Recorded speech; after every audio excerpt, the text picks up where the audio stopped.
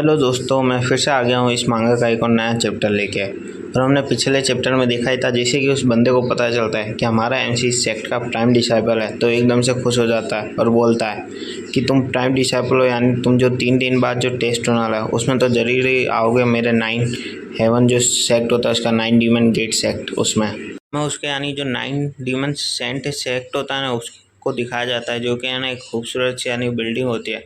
और मैं बताया जाता है उसने हमारे एमसी को भी यानी ने कहा होता है, अगर तेरे अंदर ताकत और गुदा है ना तो मेरे 9 डिमन सेक्टर में जरूर आना। जो सीन होता है ना वो शिफ्ट होता है, हमें ना वापस वो क्रो और वो ये येलो बाल वाला बंदा और उनके संग एक और नया बंदा होता है, कोई लाल कलर का यानी पक्षी होता है, उसे दिखाया जाता है। वो लोग भी है ना 9 डीमन जो सेक्ट होता है ना यानी डीमन सेक्ट, उसके बारे में बात कर रहे होते हैं।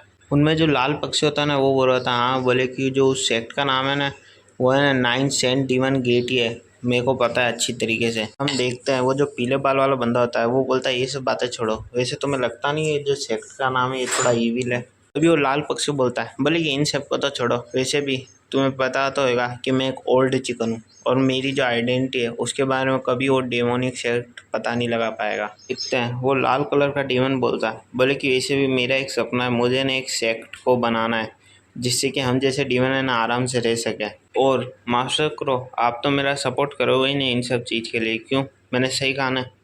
देख पाते जो मास्टर क्रो होता है वो कुछ नहीं बोलता, बस करके रह जाता है।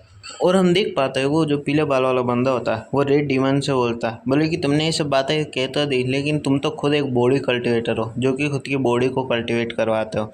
और तुम्हें पता है एक जो सेक्ट है उसके बनाने के लिए पहले तुम्हें एक स्कूल खोलना पड़ेगा जिसमें बच्चों का एडमिशन होएगा, उन्हें ताकतवर बनाना पड़ेगा, तुम्हारा नाम करना पड़ेगा सेक्ट का पूरी दुनिया में, फिर वो ताकतवर बनेगा। इतने सारे काम करने पड़ेंगे तब वो डीमन बोलता है, बोले कि ब्रदर तुम चिंता मत करो, ये सब मैंने पहले ही सोच रखा है मुझे क्या करना है। और हम देखते हैं वो जो लाल डीमन होता है वो वहाँ पर है ना बहुत सारी जो मार्शल आर्ट की टेक्निक की जो किताबें होती है ना उसे ला के पटक देता है, एक ढगला टाइप हो जाता है वहाँ पर। देखते हैं ये सब जो चीज़ें देखने आए तो वो ब्लैक कौवा बोलता है, वैसे तुमने इतनी सारी लो लेवल की टेक्निक को यहाँ पर क्यों लाया? तब वो लाल डीमन बोलता, बोले कि इसलिए जिससे कि मेरी जो मार्शल टेक्निक है ना उसमें कुछ इम्प्रूवमेंट हो सके और तुम दोनों मेरी मदद करोगे ना इन सब को यानी सीखने में, जिससे कि मैं भी ताकतवर हो सकूँ, क्यों? देख पाते हो वो जो काला कौवा होता है वो बोलता है, बोलो चलो ठीक है, चलो देखते हैं किसी टेक्निक तुम लाए हो इधर।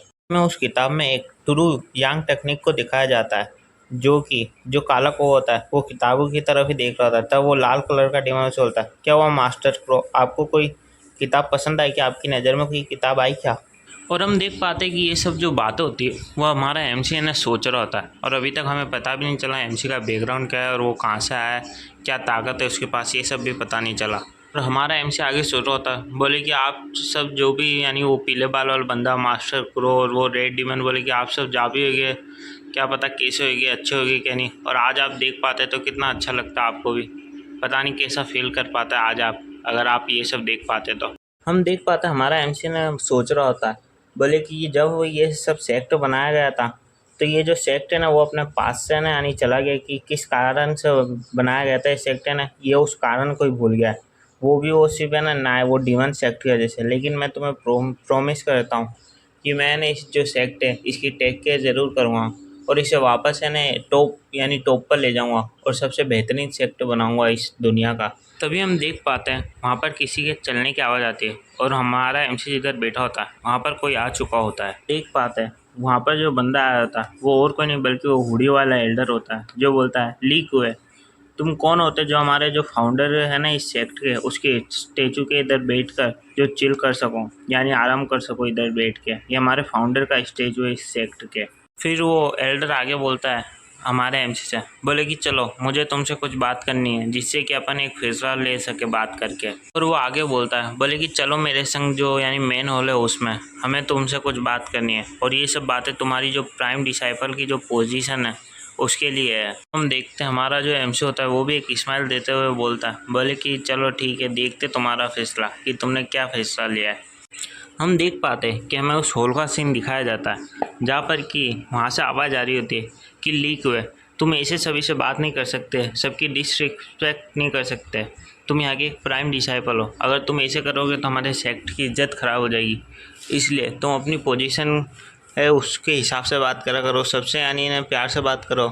और ऐसे सब समझा रहे होते हैं हमारे एमसी को। अब हमें जो होल होता है उसके अंदर का सीन दिखाया जाता है, जहाँ पे कि हमें बताया जाता है, जो एल्डर होता है वो बोलता है, बोले कि हमें जो बात करनी थी हमने तुम्हें सब समझा दी है, तुम समझ गए हो कि हम क्या बोलना चाहते तुम्हें। हम देख पाते हैं वो सब एल्डर यहाँ पर है ना हमारे एमसी को कुछ ना कुछ बोले जा रहे होते हैं और हमारा एमसी तो उन पर ध्यान ही नहीं देता। वो सुन रहा होता है बोले कि साला ये कपड़ा इतना अनकम्फर्टेबल क्यों लग रहा है मुझे, ये मेरे लिए बनाया गया है क्या, फिर भी साला ये इतना अजीब सा क्यों है।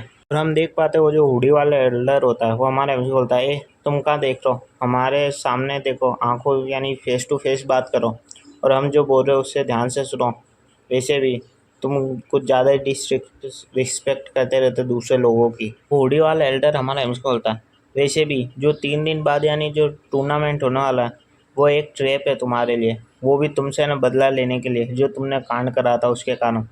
तुम वहाँ पे जाओगे तो वहाँ पर बहुत सारे ना एक्सपर्ट होएंगे कल्टीवेशन के, जो कि तुम्हें ना चुटकियों में मार सकते हैं और वहाँ पे तुम्हारा मरना भी पक्का ही होएगा, क्योंकि वहाँ पर इतने सारे जो डिमोनिक सेक्ट के जो है ना एक्सपर्ट होएंगे। इसलिए तुम उधर संभल के रहना वरना तुम मारे जाओगे पक्का ही उधर, और ये एक ट्रैप ही है तुम्हारे लिए। और तुम उधर है ना ध्यान से यानी कदम उठाना, क्योंकि वो है ना बहुत खतरनाक बिछाया होगा तुम्हारे लिए जा, तुम कभी भी मारे जा सकते हो एक पल में ही। हमारा एमसी फिर उस हुडी वाले बंदे की लेते हुए बोलता, बोले क्या नहीं, तुम्हारे कहने का मतलब है जो इतने सारे एक्सपर्ट हो गए वो मेरे लिए उधर आएंगे और मुझे सिर्फ मारने के लिए, तो इस सिचुएशन में तुम क्या करोगे, तुम्हारा भी तो कुछ रोल होना चाहिए ना इस सिचुएशन में। वैसे भी मैं यहाँ का प्राइम डिसाइपल हूँ और तुम इस सेक्ट के एल्डर, तो तुम्हें मेरी जान बचाने के लिए क्या करोगे, ऐसे ऐसे करके यानी उसको है ना गुस्सा दिला रहा होता है। और हम देख पाते हो जो हुडी वाला एल्डर होता है वो मन में सोच रहा होता है गुस्सा, साला ये कब से क्या क्या बोले जा रहा है मैं भी देखता हूँ, जब ये उस टेस्ट में जाके मर जाएगा ना उसके बाद ये क्या कर सकता है, वैसे भी मारा जाएगा मुझे पक्का यकीन है, क्योंकि इससे कुछ होगा नहीं, कल्टिवेशन के नाम पे तो साला एक कचरा है कचरा, ऐसे उसको मन में न कोस रहा होता है एल्डर। तभी हम देख पाते हैं जो हमारा एमसी होता है ना वो कुछ सोचने लग जाता है बड़ी यानी गंभीरता से, और हम देख पाते हैं हमारा एमसी तभी एकदम से होता है, बोले कि हाँ मैंने चुन लिया एक वेपन जो कि मैं उस टेस्ट में यूज़ करूँगा, मैं ये डंडा ही चुनता हूँ वापस से। वैसे भी ये बहुत हल्का है और आवाज़ भी नहीं करता है, और ये मेरा है ना मेन वेपन है होता है। और ये सब देखने के बाद ऑरेंज बाल वाला बंदा सोचता है, साला ये फिर से इसने ये करा, मुझे लगा ही था। और ऐसे यानी ना उस वापस यानी ना सोचने लग गया था, बोले कि ये बंदा कैसा है साला, लकड़ी का चुन रहा है वापस से, ये ज़रूर मरने के लिए यहाँ पे आया है। और हमारा एमसी फिर बोलता है, वैसे मुझे एक मार्शल आर्ट टेक्निक भी चाहिए, क्योंकि मैं वहाँ पे फाइट करूँगा तो मुझे कोई टेक्निक भी तो आनी चाहिए ना, एक अच्छी खासी। देखते हैं हमारा एमसी ना मार्शल आर्ट टेक्निक के रूप में जो इनविजिबल ब्लेड टेक्निक होती है वो मांगता है, बोले कि मुझे ना अपने सेक्ट से ना ये वाली टेक्निक चाहिए, क्योंकि मुझे ना 2 तलवार वाली टेक्निक पसंद है। और हम देख पाते हैं वो जो पल कपड़ा वाला बंदा होता है वो बोलता है, बोले कि तुझे क्यों यानी ये टेक्निक चाहिए, वैसे भी ये टेक्निक जो न्यू कमर होता है ना उसको नहीं दी जाती है, और साला तू तो एक डंडे का इस्तेमाल करता है, तुझे ब्लेड की टेक्निक का क्या ज़रूरत है, बिना फालतू ही हमारा टाइम वेस्ट और करेगा। और ये बातें सुनने के बाद हमारा आंसर होता है, बोले कि तुम्हें तो पता ही है जो यानी तलवार और ये सब होता है ये एक एक्सटर्नल ऑब्जेक्ट होता है जबकि टेक्निक मैन होती है। अब मैं तलवार की जगह डंडे का यूज़ करूँ या चाकू का यूज़ करूँ, तुम्हें उससे क्या, मुझे तो बस ये टेक्निक दे दो। और ये सब बातें सुन के ना ऑरेंज वाला बंदा बोलता है, ऑरेंज बाल वाला बंदा सोचता है, बोले कि साला ये एक जंगली घोड़ा है, घोड़ा कहीं भी घुस जाएगा फिर झेलना हमको पड़ेगा, और ये ज़रूर मरवाएगा किसी ना किसी दिन, वो ये सभी सोच रहा होता है। और हम देख पाते हैं एमसी की ये सब बातें सुनकर वो हुडी वाला है ना एल्डर भी ना थोड़ी देर के लिए यानी शांत हो जाता है, वो भी कुछ सोचने लग जाता है। जो ब्लैक हुडी वाला बंदा होता है वो ऑरेंज बाल वाले बंदे बोलता है, बोले कि एक काम करो तुम लीक हुए को अपने साथ ले जाओ और इससे जो मार्शल आर्ट टेक्निक है ना वो दे देना, और जिस पे ना यानी निगरानी रखना इसके साथ ही रहना। तो हमारा एमसी बोलता है, हाँ वैसे मुझे ना बहुत थकान सी लग रही थी, तो चलो ठीक है मैं जाके आराम कर लेता हूँ। और हमारा एमसी ऑरेंज बाल वाले बंदे बोलता है, चलो यहाँ से चलते हैं, वैसे भी मेरे को जाके आराम भी करना है। तो ऑरेंज बाल वाला बंदा पीछे चलता है, अरे भाई तू अपनी आवाज़ यानी जो लैंग्वेज है उससे सुधार ले, तू वैसे भी एल्डरों के सामने ऐसे कैसे बोल सकता है ऐसी भाषा में। जो पल कपड़ा वाला बंदा है ना ब्लैक हुडी वाले से बोलता है, बोले कि ब्रदर कोई मतलब नहीं है इस पागल लड़के से बात करने का, वैसे भी इस टाइम पर है ना तुम इससे बात करोगे कोई मतलब निकलेगा नहीं, ये करेगा तो खुद की, इसलिए जैसा ही कर रहा है इसे करने दो। वो जो एल्डर होता है वो इसी बात कर रहे होता है, जो हमारा एमसी वो बंदा होता है ऑरेंज बाल वाला वो वहाँ से चले जाता है, और हमारा एमसी बोल रहा होता है, बोले कि यार चल पहले मुझे मेरा रूम दिखा, मुझे देखना है कैसा दिखता है मेरा रूम। और वो बंदा बोलता है, बोले कि तुम्हारा रूम, मुझे क्या पता, वैसे मैंने तो आज तक प्राइम डिसाइपल का रूम देखा ही नहीं है कि वो कैसा दिखता है, और शायद तक वो है भी क्या नहीं इस सेक्टर में वो भी नहीं पता। फिर हमें एक यानी ना एक वो कोर्टयार्ड टाइप है ना एक जगह को दिखाया जाता है, जो कि शायद तक छोटा ही दिया है हमारे हमसे, कुछ ज़्यादा बड़ा रूम तो दिया नहीं है। और हम अंदर का सीन देखते हैं, जो कि यानी अच्छा खासा रूम तो बड़ा सारा ही होता है, और बोलता है कि ये ना स्पेशल तुम्हारे लिए ही है, प्राइम डिसाइपल के लिए तुम्हारे लिए ऐसा बनाया गया है ये, कि तुम्हें कोई यानी तकलीफ़ ना हो। और हम देख पाते हैं हमारा एमसी ने अपनी जगह पे लेट जाता है गद्दे पे, और वहाँ पर है ना एक किताब पढ़ते हुए बोलता है, बोले कि हाँ हाँ ठीक है चलो जो भी है। देख पाते हो जो ऑरेंज बाल वाला बंदा होता है वो हंसते हुए हमारे एमसी को बोलता है, बोले कि तुम यानी अमेजिंग हो, तुम तो अलग ही बंदे हो, तुमने यानी ना अपनी प्राइम डिसाइपल की जो पोजीशन थी उसे आखिरकार प्राप्त कर ही लिया, वैसे कॉन्ग्रेचुलेसन तुम्हारे इस पोजीशन के लिए। और हम देख पाते हैं उसकी हंसी यानी नकली होती है, क्योंकि वो खुद ही टेंशन में होता है, बोले कि आगे क्या होएगा अब। और हमारा आंसर होता है, बोले कि चलो ये सब तो ठीक है, इन सब को जानता हूँ, पर मुझे ना ये किताब पढ़ना दो, क्योंकि मेरे को बाद में ना इनविजिबल जो शॉर्ट टेक्निक है ना उसकी प्रैक्टिस भी करनी है। क्या प्रैक्टिस? हाँ, अगर तुम चाहो तो हम थोड़ी देर यानी प्रैक्टिस कर ही सकते हैं। हम देखते हैं जो हमारा एमसी होता है वो अपने पलंग पे से खड़ा हो जाता है और बोलता है, हाँ ये अच्छा आइडिया है, चलो हमें ना प्रैक्टिस करते हैं। हम देख पाते हैं जैसे हमारा एमसी बोलता है क्या अभी प्रैक्टिस करते हैं चलो, तो वो बंदा एकदम से शॉक हो जाता है, क्योंकि उसको पता होता है कि सुबह एमसी ने फ़ाइट के दौरान उस बंदे का क्या हाल किया होता है, इसलिए वो थोड़ा सा डर जाता है, बोले कि क्या अभी फ़ाइट करनी है। फिर हम देख पाते हैं कि वो दोनों है ना बाहर आ चुके होते हैं फाइटिंग के लिए, और हमारा एमसी ने पोज भी ले लेता है फाइटिंग के लिए, और बोलता है ऑरेंज बाल वालों से, बोले कि तुम्हें अगर है ना स्वॉर्ड से फाइट करनी है तो तुम स्वॉर्ड ला सकते हो, लेकिन मैं सिर्फ हाथ से फाइट करूँगा। अपन एक काम करते हैं, या तो अपन हाथ से फाइट करते हैं और हाथ को है ना स्वॉर्ड टाइप समझ लेंगे, तुम क्या बोलते हो? पर अगर तुम्हें स्वॉर्ड से फाइट करनी है तो तुम ला सकते हो। लेकिन वो बोलता है नहीं नहीं, अब मैं भी हाथ से फाइट करूँगा, चलो ठीक है अपन फाइट करते हैं। हम देख पाते हैं हमारा एमसी उसको बोलता है, बोले कि अगर अपन दोनों जैसे फाइट कर रहे हैं यूँ ही नॉर्मल, तो ये कुछ बोरिंग टाइप का नहीं हो जाएगा, तो अपन मतलब नहीं निकलेगा। तो वो जो ऑरेंज बाल वाला बंदा होता है वो बोलता है, तो तुम कहना क्या चाहते हो, मुझे अच्छी तरह समझाओ। मेरा मतलब है कि अपन है ना 10 राउंड खेलेंगे मैच के, जिसमें अपन 10 राउंड में ना जो शॉर्ट टेक्निक है ना उसका यूज़ करेंगे। कैसा लगा आइडिया मेरा? चलो इस पे अपन फाइट करते हैं। यानी जो इस मैच की विनिंग होगी वो तो आखिरी वाला जो मैच होगा 10वां वो डिसाइड करेगा। चलो ठीक है ये चलेगा, लेकिन तुम्हें ना रूल को अच्छी तरीके से करना है, ऐसा नहीं कि तुम बाद में फिर चीटिंग कर जाओ। फिर वो हमारे एमसी से बोलता है, बोले कि चलो अपन फाइट तो कर रहे हैं, लेकिन अगर मैं जीत गया तो तुम सबसे ना रिस्पेक्टफुली बात करोगे, ऐसा नहीं कि हर किसी की बेइज्जती नहीं करते फिरोगे तुम यानी ना एक अच्छी तरीके से बात करोगे सबसे, ठीक है। हमारा एमसी भी उसे ना हाँ बोल देता फाइट के लिए। फिर वो बोलता है चलो आ जाओ अपन दोनों मिलके फाइट करते हैं और देखते हैं कौन जीतता है इस मैच में। हम देख पाते हैं वो ऑरेंज बाल वाला बंदा हमारे एमसी की तरफ देख के बोलता है, मुझे लगा था ये कुछ ऐसा ही कुछ करेगा यहाँ पर।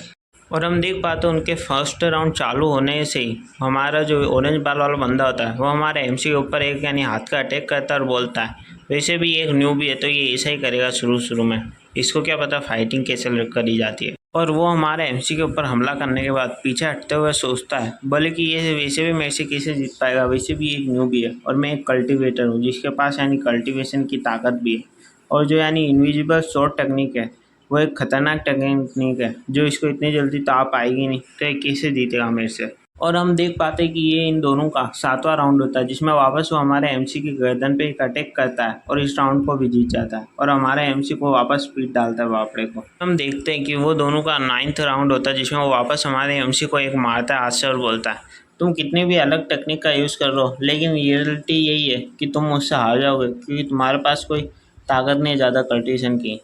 ऐसा करके उनका 9th राउंड भी यानी ऑरेंज बाल वाला बंदा ही जीत जाता है। और हम देख पाते कि ये अब उनका आखिरी राउंड होता है, जिसमें कि ऑरेंज बाल वाला बंदा हमारे एमसी की तरफ दौड़कर आने लग जाता है उस पर अटैक करने के लिए।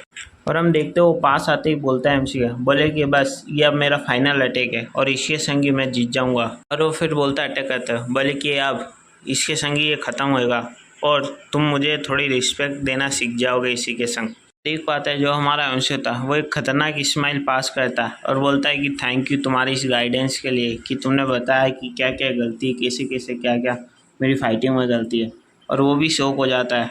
और हम देख पाते हैं हमारे एमसी ने उसके हमला करने से पहले अपने हाथ से उसकी गर्दन पे एक अटैक करके धीमे से यानी मार कर ये मैच को नहीं जीत लिया होता है। हम देखते हैं हमारा एमसीयू से आगे बोलता है, तुम्हारा बहुत बहुत शुक्रिया, तुम्हारे कारण मैं जो इनविजिबल शॉट टेक्निक है ना उसके बारे में ज़्यादा जान पाया और उसे समझ पाया, और मैं अब अच्छी तरीके से समझ पा चुका हूँ कि इसे कैसे इस्तेमाल करना है और कैसे फाइटिंग में यूज़ करना है। हम देख पाते जब वो बंदा ये सब देखता है ऑरेंज बाल वाला, तो वो एकदम से सो हो जाता, बोले कि ये क्या हुआ एकदम से, बोले कि क्या हो गया मेरे संग, यानी मेरे को तो कुछ समझ ही नहीं आया इसने कब यानी क्या करा और मैं हार भी गया कैसे। और हमारा एमसीयू से बोलता है, बोले कि जैसे कि हमारी यानी इस फाइट से पहले बात हुई थी शर्त की, तो उस हिसाब से अब तुम कुछ महीनों के लिए ना मुझे फॉलो करोगे और मेरा ही जो मैं कहूँगा ना वही तुम सुनोगे और वही करोगे। लेकिन ऑरेंज बाल वाले बंदे को तो कुछ समझ ही आ रहा नहीं होता, बोले कि अभी हुआ तो हुआ क्या, बोले कि यहाँ पर हुआ क्या अभी इतनी थोड़ी सी देर में। और हम देख पाते हैं हमारा एमसी वहाँ से एक हंसते हुए जाने लगता है और बोलता है, चलो वैसे भी मेरा यानी आराम करने का समय हो गया, लेकिन तुम्हें आता है ना अब तुम मेरे लिए काम करोगे, यानी मेरे एक वो काम करने वाले की तरह, और जो मैं कहूँगा तुम वही करोगे, ऐसा बोल के वो वहाँ से चले जाता है। फिर हम देखते हैं वो जो ऑरेंज बाल वाला बंदा होता है वो हमारे एमसी को जाते हुए देखता है और बोलता है, बोले कि इसके पास ना कोई इतनी अच्छी फिजिक्स है ना कुछ है, ये यानी नॉर्मल इंसान की पावर रखता है, फिर भी साला मेरे से जीत गया, ऐसा कैसे। ये बंदा शायद तक अब कुछ यानी है ना बदलाव लाएगा हमारे सेक्ट में और हमारे नाम सेक्ट के नाम को भी बदलेगा। मुझे तो यही लगता है यही कुछ ना कुछ करेगा, इसके अंदर ही होप दिखती है। और हम देख पाते फिर उससे याद आता है कि हमारे एमसी ने उसे ना यानी इन्हें हरा दिया और उसे एक नौकर टाइप बना दिया खुद का कुछ महीनों के लिए, तो उसे बड़ा गुस्सा आता है और वो पीछे से जाता है, ए लीकू है। तभी हमारा एमसी पीछे मुड़ता और बोलता है, हाँ क्या हुआ बोल, क्यों मेरे को रोका। हम देख पाते हैं वो ऑरेंज बाल वाला बंदा बोलता है, बोले कि यानी जो ट्रायल है उसे तुम जीत जाओगे तो उसके बाद जो सेक्ट है वो तुम्हारे ऊपर निर्भर हो जाएगा, यानी तुम ही कर पाओगे जो कर पाओगे, सेक्ट का नाम यानी ऊंचा कर पाओगे। तो तुमने क्या सोचा है तुम क्या करोगे। और हमारे एमसी को तो उसके अंदर यानी वो पीले बाल वाला बंदा नहीं होता उसकी झलक दिखाई दे रही होती है, क्योंकि वो भी सेक्ट के लिए यानी ये सभी करता रहता है, ऐसे ही उतावला होता है सेक्ट के लिए। और हम देख पाते हैं हमारा एमसी उसको ही देख रहा होता है जब वो ये सब बात बोल रहा होता है, और उसके अंदर उसको यानी अब जो पीले बाल वाला होता है ना उसकी झलक भी दिखाई दे रही होती है, तो इसलिए वो उसे घूर के देख रहा होता है। फिर हमारा एमसी एक खतरनाक स्माइल देते हुए सोचता है, बोले कि ये लड़का उसके जैसा ही है थोड़ा बहुत। फिर हमें अगले दिन जो 9 सेंट डिमन गेट होता है यानी डिमोनिक सेट, उसका यानी सीन दिखाया जाता है। हमें अंदर का सीन दिखाया जाता है जहाँ पे वो एक एल्डर होता है, शायद तक वो उससे भी बड़ा एल्डर होगा बिलू वाले बंदे से भी। वो उसे बोलता है, यूं ही तुम तो उधर बस यानी मैसेज पास करने गए थे, फिर ये सब कैसे हो गया उधर, मुझे बताओ। फिर हमें बताया जाता है कि वो जो बिलू बाल वाला बंदा होता है ना एल्डर, वो बताता है, बोले कि ये सब है ना एक बच्चा है वहाँ का लीक है उसने करा है। और हम देख पाते हैं वो जो लड़का जो यानी मर गया होता है ना जिसकी कल्टिवेशन डिस्ट्रॉय हो जाती है, उसका एक भाई होता है बड़ा, वो जोर से यानी है ना गुस्से में चिल्लाता है, लीक हुआ है उसको तो मैं छोड़ूंगा नहीं, ऐसा वो बोलता है। हमें पता चलता है वो जो लड़का होता है उसका नाम कांग युआन होता है, और वो जो यानी एल्डर होता है उसका मास्टर, वो उसे बोलता है, कांग युआन तुम्हें तो पता है जो कल्टीवेशन होता है वो लाइफ और सोल दोनों से जुड़ा होता है कल्टीवेटर की, और जब अगर किसी कल्टीवेटर का यानी ना कल्टीवेशन डिस्ट्रॉय हो जाता है तो उसका मतलब उसकी जो लाइफ है वो भी ख़त्म हो जाती है। और जो तुम्हारा भाई है वो यानी इतनी कम उम्र में है ना मर गया, और जो कल्टीवेशन का पाथ है ना वो खो बैठा, यानी जो डाव होता है कल्टीवेशन में कुछ डाव होता है वो यानी खो बैठा है, इसके कारण वो मर चुका है। और हम देख पाते हैं वो जो कांगयान होता है वो बोलता है, हाँ मास्टर आपने ये सब बातें तो सही बोली, लेकिन उसको गुस्सा भी आ रहा होता है साथ ही साथ में अपने लीक हुए पर। तुम्हारे भाई को बचाने का एक ही रास्ता था, यानी एक नकली हार्ट टाइप यानी उसके अंदर लगा दे कल्टीवेशन का, लेकिन सॉरी ऐसा कुछ हो नहीं सकता, इसलिए तुम जाओ और ख़ुद को थोड़ा समय दो, ऐसा उसका मास्टर उसको बोल देता है। हम देख पाते हैं जब वो यानी उस हॉल से बाहर निकलता है उस रूम से, तो उसके अंदर का जो ऑरा होता है वो कितना यानी डार्क कलर का यानी आसपास फेर रहा होता है, जो कि बहुत खतरनाक होता है। और हमें उसकी शक्ल दिखाई जाती है जहाँ पे वो हमारे एमसी का नाम लेते हुए बोलता है, ली कू ये मैं तुम्हें ज़रूर मार डालूँगा, बस अभी तुम्हारा आखिरी दिन होगा, तुम मुझे जैसे मिलोगे मैं तुम्हें मार डालूँगा उसी समय, तुमने मेरे भाई को मारा है मैं तुम्हें नहीं छोड़ूंगा ऐसे। और अब हमें यानी अगले दिन है ना अरीना का सीन दिखाया जाता है, हमारे जो एमसी का सेक्ट होता है ना हेवनली सेक्ट, उधर के यानी अरीना का, जहाँ पे कि वो तीनों लोग खड़े होते हैं, ओल्डर मुंह और वो ऑरेंज बाल वाला बंदा और हमारा एमसी, और उधर हुडी वाला बंदा और एक और बंदा उसके संग सामने आ रहे होते हैं। तभी हम देखते हो जो हुडी वाला वो एल्डर होता है वो बोलता है हमारे कुए से, बोले कि कुए ये तुम्हारे लिए एक इम्पोर्टेंट ट्रिप है, तुम्हारे लिए और हमारे सेक्ट के लिए भी, इसलिए तुम वहाँ पर है ना संभल के रहना। और तुमने क्या सोचा वहाँ पर जाके करने का है? तुम क्या करोगे उधर जाकर? देख पाते हैं हमारा एमसी फिर से उस बंदे का है ना मजाक बना देता और बोल देता है, बोले कि बस क्या है, हम सब जाएंगे और बस कुछ नहीं, वहाँ जाके आ जाएगी और क्या, तुम इतनी चिंता मत करो बुढ़ाओ, ऐसे वो बोल देता है। और वो हुडी वाला बंदा सोचता है, साले तुझे पता नहीं क्या, तू यानी है ना हमारे सेक्ट का रिस्पेक्ट है, अगर तूने वहाँ पे कुछ उल्टा सीधा करा तो सेक्ट का नाम खराब हो जाएगा। और ऐसे सोच के वो यानी ना गुस्सा हो रहा होता है। और हम देख पाते हैं वो जो एल्डर मो होता है वो उन दोनों को यानी ना ग्रीट करता है, हुडी वाले को और वो जो पर्पल कलर के कपड़े नहीं पहनता उस बंदे को। और हम देख पाते हैं वहाँ पर फिर एक जना है ना चिल्लाता और बोलता है कि सब अपनी जगह पे सीधे खड़े हो जाओ। तो हम देखते हैं ऑरेंज बाल वाला बंदा एकदम से ना सीधा खड़ा हो जाता है। फिर हुडी वाला बंदा बोलता है, बोले कि तुम दोनों इसका ख्याल रखना और देखना इसकी जर्नी में कोई प्रॉब्लम ना हो। फिर वो बोलता है, गो जाओ तुम अब। और हम देख पाते हैं जैसे हुडी वाला बंदा उनको बोलता है बोले कि अब जाओ, वैसे उनके आसपास आने ना कुछ होने लगता है। फिर वो ऑरेंज बाल वाला बंदा अपने एमसी से बोलता है, बोले कि तुम्हें तो पता ही है कि हज़ारों सालों से जो हम दोनों सेक्ट हैं ना उसके बीच में दुश्मनी चलती है, तो वो क्या हमारी वेलकम के लिए आएगी क्या इस सेरेमनी में? तो हमारा भी चलता है, तुम इतनी चिंता क्यों करते हो, तुम शांत रहो, बस वहाँ पे जाके अपन को तो फन करना है, अपने क्या करना है, देख लेगा उधर जाके क्या होता है। और हम देखते हैं हमारा एमसी मुस्कुराते बोलता है, चलो अब देखते हैं वहाँ पे जाकर क्या फ़न मिलेगा अपन को और क्या होगा आगे। फिर हम देख पाते हैं वो जो तीनों होते हैं उनके पीछे यानी एक है ना डायमंड कुछ आ जाता है, एक स्टोन टाइप उनके पीछे अजीब सा। और हम देखते हैं जिसे वो अपने सामने कुछ देखते हैं तो वो दोनों हैरान हो जाते हैं। और हमारा एमसी उनको देख के यानी है ना अजीब सी शक्ल बनाने लग जाता है, बोले कि साले दोनों बंदे कैसे एक्टिंग कर रहे हैं। हमें पता चलता है वो दोनों इसलिए हैरान हो जाते हैं क्योंकि उनके जो वेलकम के लिए ना एक एक बंदा तक नहीं होता, यानी पूरा इलाका ही सुनसान होता है, एक बंदा नहीं आया होता उनके वेलकम के लिए। अभी हम देखते हैं वहाँ पर कोई हंसने की आवाज़ आती है और वो बोलता है, बोले कि टाइम अजीब सा है लेकिन लगता है कि है ना अभी तक है ना वेलकम सेरेमनी की तैयारी हुई नहीं है, इसलिए आप जल्दी आ चुके हैं या फिर हो गई और वो लेट आए हुए, ऐसा ही कुछ वो बोलता है। तो उन्होंने जानबूझ के वेलकम सेरेमनी करी नहीं होती जिससे कि वो जो सेक्ट है उसका नाम और बदनाम कर सके, वैसे ही तो गिरा हुआ है उसका नाम तो और गिरा सके उसका नाम बस, और इसलिए यानी वेलकम सेरेमनी नहीं करते। तभी जो एल्डर मो होता है उसे वहाँ पर कोई बंदे को है ना आता हुआ दिखाई देता है, वहाँ पर किसी की परछाई दिखाई देती है कि जिससे कोई बंदा उनकी तरफ ही आ रहा है। हम देख पाते ये और कोई नहीं बल्कि जो बंदा नहीं होता जिसका भाई यानी मर चुका होता है, उसी बंदे का जो मास्टर होता है वो होता है और वो बोलता है, बोले कि अच्छा यानी जो क्लेसिंग एंशियंट सेक्ट था उसका प्राइम डिसाइबल यहाँ पर आ चुका है, वैसे मुझे माफ़ करना है कि तुम्हारे जो वेलकम के लिए ना कोई बंदा यहाँ पे आ नहीं सका, मुझे माफ़ करना है इन सब के लिए, लेकिन चलो कोई बात नहीं, अब तो तुम यहाँ पर आ ही चुके हो तो चलो मैं भी आ चुका हूँ, तुम्हारा वेलकम कर लेता हूँ मैं ही, वेलकम है तुम्हारा यहाँ पर, वही से बोलता। तभी वो एल्डर है ना हमारे एल्डर से बोलता, बोले कि क्या एल्डर वो बस तुम्हारे जो क्लेसिंग सेक्ट है उससे बस एक ही बंदा है। तब वो एल्डर वो बोलता, तो तुम्हें क्या करना है उससे, वो हमारी प्रॉब्लम है, हमारा एक बंदा ही काफ़ी है तुम्हारे लिए, तुम अपना काम करो। और वैसे भी तुमने जो करा हमारे संग वो कोई छुपा नहीं है किसी से, हमें पता है तुमने क्या करा है हमारे सेक्ट के संग।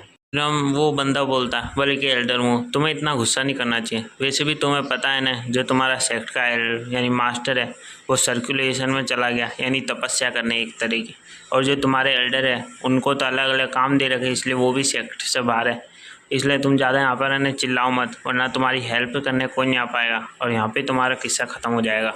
ऐसे वो धमकी दे देता है साइलेंटली हमारे एल्डर मो को। और ये सब बातें सुनकर जो एल्डर मो होता है उसको भी बड़ा गुस्सा आ रहा होता है उन सब पे, और हम देख ही सकते हैं उसका मुंह कैसा बिगड़ गया था और वो गुस्सा कर रहा होता है कि अभी मार दे उसको तो। और हमारा एमसी एल्डर मो को रोकते हुए उस सामने वाले एल्डर को बोलता है, बोले कि तुम ऐसा खेल मत खेलो मेरे सामने कि जिससे तुम्हें ना हमारे एल्डर मो का नहीं गुस्सा दिला सको, ऐसी यानी ना हार्ट दिल पे लगने वाली बातें बोलकर। और वैसे भी अभी जो होएगा टेस्ट उसमें मैं तुम्हें ना इसका 100 गुना पे कर दूंगा। तभी हम देखते वो एल्डर बोलता है, अच्छा तो ये तुम्हारे यानी सेक्ट का प्राइम डिसाइपल, आखिरकार मैंने इसे देख ही लिया कि ये तुम्हारे सेक्ट का प्राइम डिसाइपल। तभी हमारा चलता है, हाँ तो तुम्हें क्या करना है, बल्कि मैं ही हूँ। तभी ऑरेंज बाल वाला बंदा पीछे चलता है, ब्रो तुम अपने यार जो लैंग्वेज है उस पर थोड़ा काबू रखो, तुम किस टोन में बात करो उस एल्डर से ज़रा वो भी देखो।